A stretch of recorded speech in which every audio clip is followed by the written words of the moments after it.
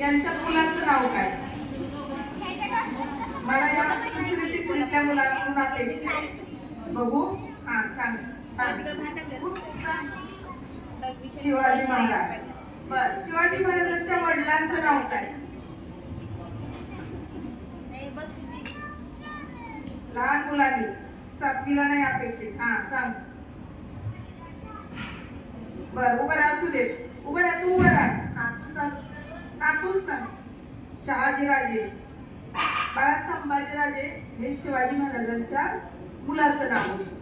आणि शिवाजी महाराजांच्या वडिलांचं नाव काय? शहाजीराजे. बघा, मालोजी राजांचे पुत्र शहाजीराजे आणि शहाजीराजांचे पुत्र कोण? शिवाजी महाराज. आता आज राजमाता जिजाऊंचा आपण पुण्यतिथी साजरी करतोय का? तर खरोखरच त्यांनी आपल्याला स्वराज्य निर्माण करण्यासाठी शिवरायांना खूप चांगलं मार्गदर्शन केलं. त्यांच्यावर लहानपणापासून खूप चांगले संस्कार केले, म्हणून स्वराज्य निर्माण झालं. मला 7वीची मुलं सांगतील का स्वराज्य म्हणजे काय? 7वी एकदा स्वराज्य म्हणजे काय? हा, व्हेरी गुड. स्वराज्य म्हणजे स्वतःचे राज्य. आणि लोकशाही म्हणजे काय? 7वी एकदा लोकशाही.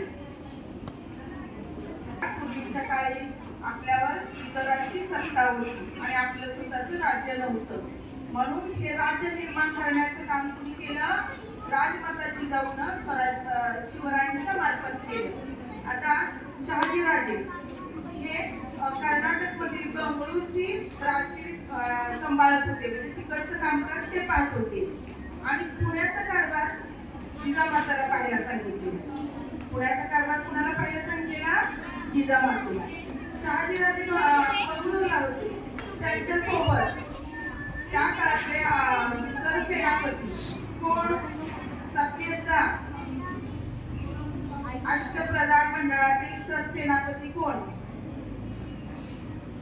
बघा. हा, बरोबर. हंपीराव मोहिते हे सरसेनापती होते. आणि त्यांची आत्या, तिचं नाव तुकाबाई, म्हणजे हंपीराव मोहित्यांची आत्या तुकाबाई ही शहाजीराजांची पहिली पत्नी होती.